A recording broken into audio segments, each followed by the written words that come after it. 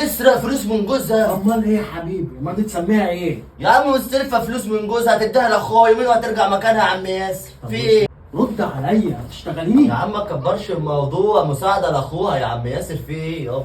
انا عارف كل حاجه ومستنيكي تيجي تقولي لي، قلت بكره هتقول لي، بعده هتقول لي، لكن ولا كأن اي حاجه، عادي استحلتيها. اخوكي ده هيخرب عليكي وهيخليكي تتطلقي فعلا، لان دي اسمها سرقه يا هاني. اسمها ايه؟ سرقه. 10 حضر القعده بقى والضرب والناس هنخرب الدنيا، هجيب الفلوس وعليك على طول. يلا سلام يا ورد. يلا عشان الساعه. امسك يا عبد الله، اوعى الفلوس يا عبد الله اتاخر عن 3 ايام. ياسر لو عرف هيطلقني فيها. يا بنتي ما انت كل مره تقولي كده وجاوبهم لك قبل الميعاد، ما انا تخافيش. مش اول ما ناقصه، تقفش لو حياتي كان بس. العلقه مش يا هعرف. بنتي كبري دماغك انت بس، سيبك انت. ايه ده؟ ايه؟ ازيك يا ياسر، عامل ايه؟ الحمد لله. مفيش، انا كنت نازل بس استاذنك يعني. لا اقعد اقعد. وريني ايه اللي معاكي ده. آه. هاتي كده. فلوس الجمعيه يا عم، انت مكبر الموضوع ليه يا عم؟ دي امسك فلوس يا عم، مش الجمعية مصدق. يا ياسر، في ايه؟ فلوس الجمعيه. اه فلوس الجمعيه دي بتدفع كل يومين صح؟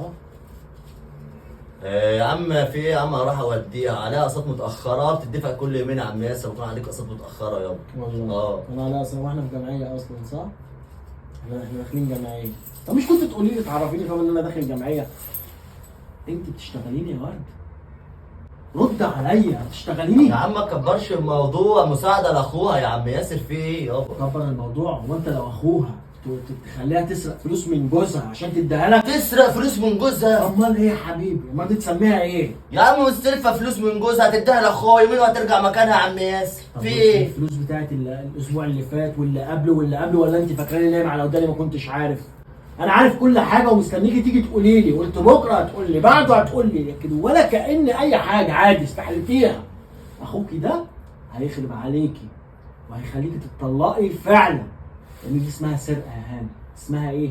سرقه. عم لا سرقه ولا بتاع، هتقوم الفلوس دي كده انا هاخدها وماشي. هتاخدها وماشي. يا عم صح اتكل كده؟ على الله بقى. شوف انا حوار الجمعيه وخليك انت في الهلاوس اللي في دماغك دي، خليك عايش في الشكوك اللي انت فيها دي. عديني كده.